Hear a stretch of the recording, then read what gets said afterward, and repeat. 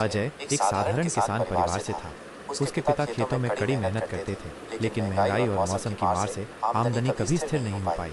अजय बचपन से ही देखता था कि कैसे मेहनत के बावजूद उनके पिता को दूसरों से कर्ज लेना पड़ता था। कक्षा 12वीं के बाद जब उसके दोस्तों ने शहर की ओर रुख किया, तब अजय ने बीएससी एग्रीकल्चर में दाखिला लेने का निश्चय किया। गांव के लोग हंसते थे, माइनस खेती की पढ़ाई, अरे खेत में ही तो सब सीखते हैं।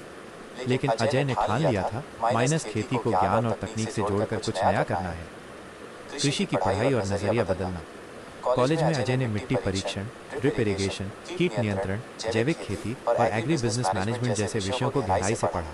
वह खाली समय में यूट्यूब पर आधुनिक खेती के वीडियो देखता और किसानों के सेमिनार में भाग लेता।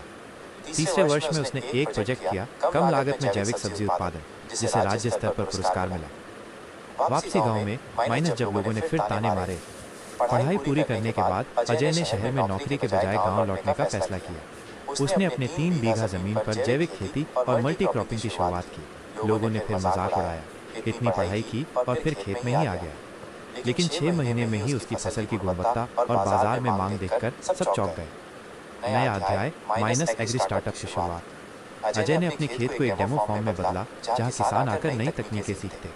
उसने एक छोटा एग्री स्टार्टअप शुरू किया। मिट्टी जांच सेवा, जैविक खाद का उत्पादन और बिक्री, लोकल किसानों के उत्पादों को ऑनलाइन मार्केट में पहुंचाना। आज वो 100 जोड़ किसानों के साथ काम कर रहा है और उसके पास आसपास के कॉलेजों से इंटर्नशिप करने आने वाले छात्र भी आते हैं। प्रेरणा। खेती अब सिर्फ हल और बैल की कहानी नहीं है, ये विज्ञान, प्रबंधन और आत्मनिर्भरता की शक्ति बन चुकी है। अजय की कहानी ये दिखाती है कि अगर आप अपने गांव, अपनी मिट्टी और अपनी पढ़ाई पर भरोसा रखते हैं, तो आप बदलाव ला सकते हैं। विदाउट